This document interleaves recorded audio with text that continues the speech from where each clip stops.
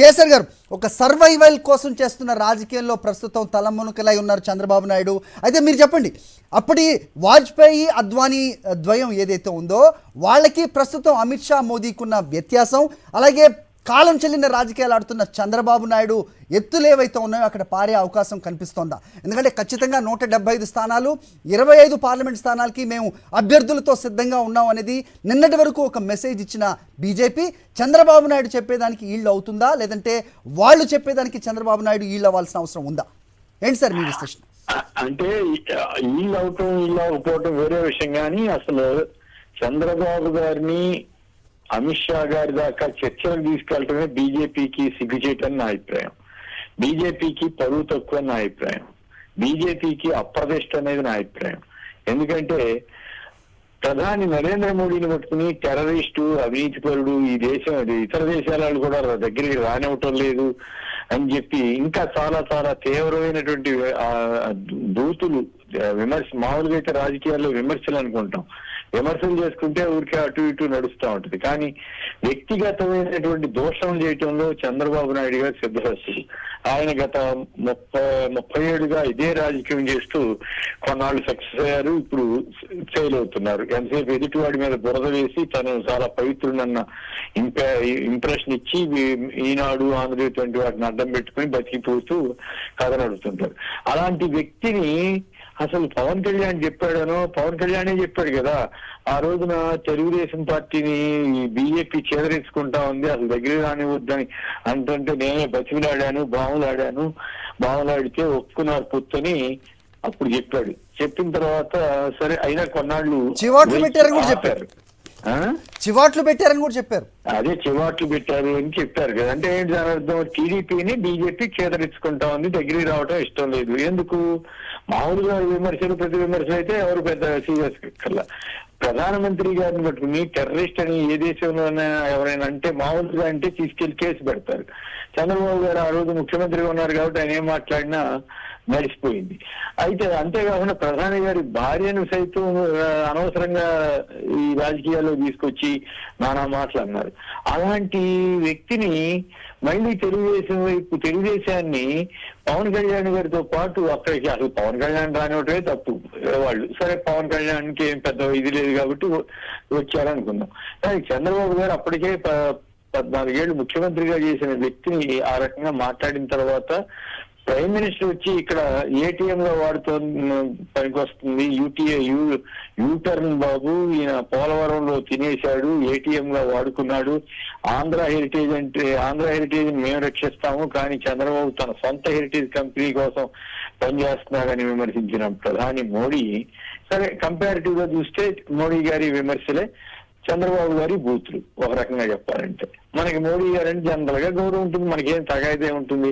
అలాంటి వ్యక్తిని టెర్రరిస్ట్ ఇవన్నీ అయిన తర్వాత 5 ఏళ్ల గ్యాప్ లో 5 ఏళ్లుగా పైగా 2,000 కోట్ల అక్రమాలు ఆయన పిఎస్ దగ్గర పట్టుబడ్డాయని చెప్పిన తర్వాత, ఇలా అనేక స్కిల్ స్కామ్ కేసు వీటన్నిటిలో కూడా ఆయన అరెస్ట్ అయిన తర్వాత అంత జరిగిన తర్వాత బీజేపీ వాళ్ళు సంప్రదింపులకి ఒప్పుకోవటం ఏమిటి? సిగ్గుచేటు కాకపోతే నాకైతే చాలా ఆశ్చర్యం వేస్తుంది. రాజకీయాలు ఇంత పతనం దశకు చేరతాయా? సరే పార్టీలు మారటం, కూటములు మారటం అటువంటి వాటిని నేనేం పెద్ద ఆక్షేపించట్లేదు. ఎందుకంటే ఇప్పుడు నితీష్ కుమార్ చూసాం అనేక సార్లు అటు ఇటు కానీ ఆయన ఎప్పుడు నోటుకు వచ్చినట్టు మాట్లాడడం, దూషించడం చేయలే. ఎవరైనా సరే విధానాల పరంగా రాజకీయాలు చేస్తారు. కానీ చంద్రబాబు నాయుడు గారు వ్యక్తిగత దోషం ద్వారా ఇప్పుడు జగన్ గారి మీద చూడండి, ప్రతిరోజు వ్యక్తిగత దోషం. దాన్ని ఇప్పుడు పవన్ కళ్యాణ్ కూడా అంటించి ఆయనకి ట్రైనింగ్ ఇచ్చి అదే రకమైన బాణీలో ఆయనతో మాట్లాడిస్తారు. అలాంటి వ్యక్తులిద్దరిని బీజేపీ ఎంటర్టైన్ చేయటం అంటేనే బీజేపీకి గతంలో వాజ్పేయి అలాగే అద్వానీ గారి ద్వయం, ఇప్పుడు మోడీ అమిత్ షాల ద్వయానికి మధ్య ఉన్న తేడాను చూస్తే అప్పట్లో కొంచెం సాఫ్ట్ గా ఉంటారు వాళ్ళిద్దరూ అని అనుకునేవాళ్ళు. వీళ్ళిద్దరూ చాలా హార్డ్ గా ఉంటారు, ఒక మాట అంటే గట్టిగా నిలబడతారు, లేదా ఒక మాట అంటే చాలా పౌరుషంగా ఉంటారు అని అనుకుంటాం. వీళ్ళిద్దరు మోడీ అమిత్ షా. యాక్చువల్ గా 1996 లోక్సభ ఎన్నికలకు ముందు చంద్రబాబు నాయుడు గారు కమ్యూనిస్టులతో కలిసి పొత్తు పెట్టుకుని ఆయన ఎలక్షన్స్ కి వెళ్ళారు. ఆ రోజుల్లో మసీదులను కూల్చే పార్టీ అంటే అప్పటికే బాబ్రీ మసీదుని కోల్చడం దేశవ్యాప్తంగా పెద్దగా రథయాత్ర ఇంపాక్ట్ అవన్నీ చాలా కొన్ని వేల మంది ఇదవటం ఇవన్నీ తెలుసు కదా. ఆ నేపథ్యంలో మసీదులు కూల్చే పార్టీ అని 1996 ఎన్నికల ముందు 1998 ఎన్నికలకు ముందు ఆయన ప్రచారం చేస్తుండేవారు కమ్యూనిస్టులతో కలిసి. కానీ 98 ఎన్నికలలో కేవలం జనాల ఆదరణ బాగా తగ్గి 12 సీట్లకే పరిమితం అయిపోయాడు చంద్రబాబు నాయుడు గారు. రాజకీయాల్లో బహుశా ఇంత అదృష్టం కలిగిన నాయకుడు మామూలు వెనుపోటు పొడిచి అంటారు, ఎదురుపోటు పొడిచో కింద దించేసి ముఖ్యమంత్రి అవటం అదొక ఆస్పెక్ట్ అయితే, 98 లోక్సభ ఎన్నికల తర్వాత వాజ్పేయి ప్రభుత్వానికి కేవలం 12 సీట్లు మాత్రమే తక్కువ పట్టడం, ఆ 12 సీట్లు టీడీపీ దగ్గర ఉండటం, వెంటనే వాళ్ళు కాంట్రాక్ట్ లోకి రావటం, కాంట్రాక్ట్ లోకి వస్తే ఈయన వెంటనే యునైటెడ్ ఫ్రంట్ కన్వీనర్ గా ఉండేవాడు. అప్పుడు దాన్ని వాళ్ళకి పార్ట్నర్స్ కూడా చెప్పకుండా టక్కన జంప్ చేసి బీజేపీకి మద్దతు ఇవ్వటం, అంటే అప్పుడు కేంద్రంలో అధికారంలోకి వస్తుందనే విషయం అర్థమైన తర్వాత, ఆ తర్వాత 99 ఎలక్షన్ లో ఒక్కొక్కటితో ఆయన వాజ్పేయి గారి దిగిపోతే ఆ సానుభూతి, అలాగే వాజ్పేయి గారికి ఆ కార్గిల్ యుద్ధం, ఇవన్నీ కలిసి వచ్చి వాజ్పేయి గారి గ్లామరు 99 ఎలక్షన్ లో పనిచేసింది. యాక్చువల్ గా లేకపోతే 99 ఎలక్షన్ లోనే ఈయన ఓడిపోయి ఉండేవాడు. అప్పుడే వైఎస్ రాజశేఖర రెడ్డి ప్రభుత్వం కాంగ్రెస్ ప్రభుత్వం వచ్చి ఉండేది. సరే అయినా అదృష్టం ఈయన కలిసి వచ్చి 99లో ఈయన బీజేపీ నుంచి వెళ్ళటం, 99లో మళ్ళీ ముఖ్యమంత్రి అవటం, ఇది 4 ఏళ్ల పాటు నడిచిన తర్వాత అనూహ్యంగా సరే ఈయన కలిపి దగ్గర నక్సలైట్ల బ్లాస్ట్, దాంతో సానుభూతి వస్తుంది అనుకుని ఈయన ముందస్తుగా వెళ్ళినప్పుడు వాజ్పేయి ప్రభుత్వం మీద కూడా మరి చెప్తారు, మరి ఈయన వెంకయ్యనాయుడు గారు లేకపోతే ఎవరెవరో చెప్పి వాళ్ళని కూడా ముందస్తు ఎన్నికలకి పురమాయించడం, దాంతో ఇద్దరు కలిసి ముందస్తుకు వెళ్ళిన తర్వాత ఓడిపోయిన వెంటనే మళ్ళీ ఈయన ప్లేట్ ఫిరాయించేశారు. ప్లేట్ ఫిరాయించేమన్నాడు, అసలు నా జీవితంలో బీజేపీతో పెట్టుకొని ఇది ముస్లిం వ్యతిరేక పార్టీ, నాకు గుర్తపోయి పెట్టుకున్నాను. యాక్చువల్ గా అంతకుముందే నరేంద్ర మోడీ గారు గుజరాత్ లో అల్లర్లు జరిగినప్పుడు చాలా మత ఘర్షణలు జరిగి అనేక మంది చనిపోయిన ఘట్టంలో ఈయనేంటంటే ముందస్తు సమాచారం సేకరించడంలో దిట్ట చంద్రబాబు నాయుడు గారు. మరి ఎవరో సమాచారం ఇచ్చారు, ఏమని నరేంద్ర మోడీని తీసేయబోతున్నారు ముఖ్యమంత్రి పదవి నుంచి అని వార్తలు కూడా వచ్చాయి. దాని తోడు వాజ్పేయి గారు రాజధర్మాన్ని పాటించాలి, మనం ఎంత సొంతం ఉన్నా సరే అనేసరికి ఓహో మోడీని తీసేయబోతున్నారు అనుకుని ఈయన ఏం చేశాడు, అందరికంటే ముందుగా ఆయనకున్న సమాచారం ఆధారంగా మోడీని తీసేయాలి, అసలు నరహంతకుడు డాండు, అసలు నేను హైదరాబాద్ కూడా రానివ్వను, ఇట్లా మాట్లాడిన తర్వాత గోవాలోనో అహ్మదాబాద్ లోనో జాతీయ కార్యవర్గం సమావేశం జరిగింది బీజేపీ. జరిగితే దాంట్లో ఏమైంది, మోడీ గారికి అనుకూలంగా అద్వానీ గారు, వెంకయ్యనాయుడు గారు వీళ్ళంతా గట్టిగా నిలబడి రిజైన్ చేయాల్సిన అవసరం లేదు, చేయకూడదు, ఇట్లాంటివి చేస్తే మొత్తం మనం బీజేపీకి దెబ్బని ఏదో వాళ్ళ ఆర్గ్యుమెంట్స్ అవన్నీ వాజ్పేయి వాదన వీగిపోయి అద్వానీ వాదన బలపడి నరేంద్ర మోడీ గారికి ఇబ్బంది లేకుండా అయిపోయింది. ఆ టైంలో కాంగ్రెస్ వాళ్ళు పార్లమెంట్ లో ఒక తీర్మానం పెట్టారు నరేంద్ర మోడీ ఇష్యూ మీద. పెడితే ఈయన అప్పుడు దాకా నరేంద్ర మోడీని తిట్టిన మనిషి వాజ్పేయి అద్వానీ ఎవరు అడిగారని చెప్పి ఆ రోజున రాత్రి తెల్లారుదాకా, నేను అప్పుడు ఢిల్లీలో పనిచేస్తున్నా, తెల్లారుదాకా చర్చ జరుగుతూ ఉంది. చర్చ జరుగుతుంటే అర్ధరాత్రి కాడి ఈయన తెల్లారు 2-3 ఆ ప్రాంతంలో తెలుగుదేశం ఎంపీలకి మీరు ఓటు వ్యతిరేకంగా వేయద్దు, కాంగ్రెస్ బయటకు వెళ్ళిపోయింది అన్నారు. అంటే ఇదంతా అవకాశవాదం ఎట్లా ఉంటది అనడానికి కేసర్ గారు, కొమ్మినేని గారు, మొత్తం మీరు చెప్తూ వస్తున్నారు, 96 నుంచి కూడా చెప్తూ వస్తున్నారు, మీ బోటి సీనియర్ పాత్రికేయులకి అన్ని తెలిసిన అంశాలే. అయితే ఇదంతా తెలిసి కూడా ఇప్పుడు అమిత్ షా అవ్వచ్చు, నరేంద్ర మోదీ, సో వీళ్ళు ఒకవేళ పొత్తుకి ఓకే అంటే ఇప్పుడు వరకైతే తేలలేదు, నిజంగా పొత్తు పొడుస్తుందా లేదా అనేది ప్రస్తుతం అయితే సస్పెన్స్గానే ఉన్న నేపథ్యంలో, ఒకవేళ పొత్తు కుదిరితే కనుక ఇవన్నీ తెలిసి ఎలాంటి వ్యూహం అమిత్ షా నరేంద్ర మోదీ దగ్గర ఉండొచ్చు అనుకుంటున్నారు? మీరు చెప్తున్నారు ఖచ్చితంగా లేదు, పాడు లేదు, పరువు తక్కువ. నా అభిప్రాయం అయితే స్పష్టంగా మోడీ గారికి ఆత్మగౌరవం బాగా ఎక్కువ ఉంటది, గౌరవంగా ఉంటారని అనుకుంటాను. అమిత్ షా గారు అంత ఆ స్థాయిలో కాకపోయినా పర్వాలేదులే నిలబడతాడు, ఇటువంటి వాటికి వ్యతిరేకంగా అనుకున్నాను. అంటే నేను కొమ్మినేని గారు ఎందుకు అడుగుతున్నానంటే, ఒక్క నిమిషం పొత్తు కుదిరింది అంటే ఖచ్చితంగా బీజేపీ తన ఆత్మగౌరవాన్ని దెబ్బ తీసుకున్నట్టు. బీజేపీ కాదు, యాక్చువల్గా రాజకీయంగా కాదు, వ్యక్తిగతంగా మోడీ గారి ఆత్మగౌరవాన్ని కూడా బీజేపీ పట్టించుకోకుండా కనీసం బహిరంగ క్షమాపణ చెప్పారు అనుకోండి చంద్రబాబు గారు, ఓకే, కొంత బెటర్, కొంతలో కొంత.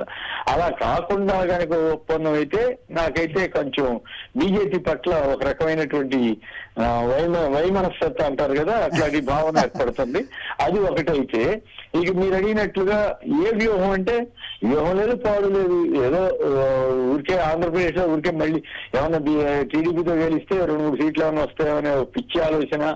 ఈ ఆల్రెడీ బీజేపీలో చేరిన టీడీపీ వాళ్ళ ఇంపాక్ట్, ప్రభావం, ఇంకా వేరు స్వార్థ రాజకీయాలే తప్ప ఒక సిద్ధాంతపరమైన రాజకీయాలతోటి వీళ్ళు పొత్తు పెట్టుకుంటున్నారు, వ్యాపార రాజకీయాలతోటి తప్ప మోడీ గారిని అమిత్ షాని కూడా చంద్రబాబు గారు మేనేజ్ చేయగలడు అనేటువంటి భావన ఏర్పడుతుంది తప్ప దీనికి సిద్ధాంతం, దీనికి రాద్ధాంతం ఏ ఉంటాయని నేను అనుకోవట్లేదు.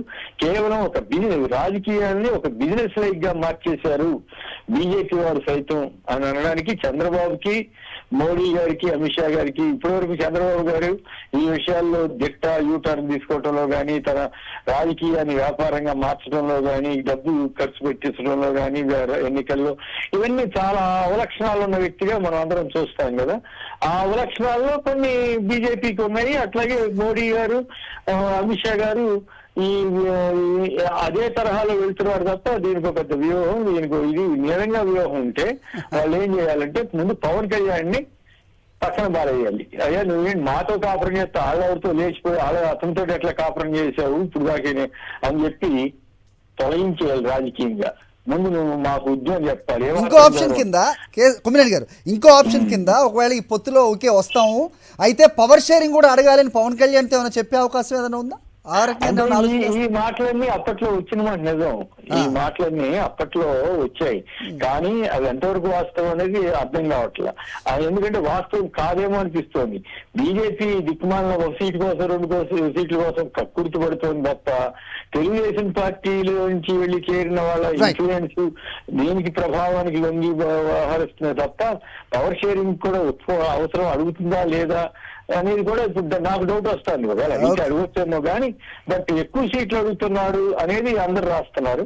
9 సీట్లని అడుగుతున్నారని, ఆ 9 సీట్లకు కూడా ఈయన రాయబారం చేసి తగ్గించుకునే బతిలాడుతున్నారు తప్పితే దీని ఇవన్నీ చూస్తే ఏంటి, ఒక విధానం, సిద్ధాంతం, ఒక ప్రాతిపదిక ఏమి లేవు. కేవలం వ్యాపారం, రాజకీయాన్ని వ్యాపారంగా మాత్రమే. అయితే ఒప్పుకుంటారా లేదా అంటే చూడాలి. మరి ఒప్పుకోవచ్చు. ఎందుకంటే ఒక విధానంగాను అవలంబించే వాళ్ళ గురించి అయితే మనం విశ్లేషించవచ్చు. వీళ్ళు కేవలం అవకాశవాద రాజకీయాలు చేసేటప్పుడు టీడీపీ కానీ, బీజేపీ కానీ, ఇంకే పార్టీ అవుతుంది. అప్పుడు ఇంక మనం ఏం చెబుతాం, ఒప్పుకుంటే ఒప్పుకోవచ్చు, లేకపోతే లేదు. ఇప్పుడు మనం ఒక షాప్కి వెళ్తాం, మనకి బేరం కుదిరిందా లేదా అని చూస్తాం తప్ప అవి చూస్తాము. అది అంతవరకు అయితే మనం అయితే కనీసం క్వాలిటీ అని చూస్తాం. ఇక్కడ క్వాలిటీతో సంబంధం లేకుండా బేరసారాలు చేస్తున్నారు అనేది రైట్. సిద్ధాంత రాజకీయాలు పోయాయి, ఇప్పుడు అంతా కూడా వ్యాపార రాజకీయాలు అనేది కొమ్మినేని గారి విశ్లేషణ. ఇస్మాయిల్ చెప్పండి. సో అయితే ఇది కేవలం తన సర్వైవల్ కోసం, అలాగే రేపు రాబోయే రోజుల్లో ఒక రక్షణ కోసం తమ పార్టీకి కానీ లేకపోతే ఈ కేసుల అంశంలో అనేది క్లియర్ కట్గా బీజేపీ దగ్గర ఒక అంచనాలు ఉంటాయి. అలాగే రాష్ట్రంలో ఏం రిజల్ట్ రాబోతుంది ఎన్నికల తర్వాత అనేది కూడా ఖచ్చితంగా వాళ్ళ దగ్గర ఒక అంచనా ఉంటుంది. అయినా కూడా ఒకవేళ ఈ పొత్తు పొడిస్తే ఏంటి బీజేపీ ఆలోచన, ఏంటి మీ విశ్లేషణ?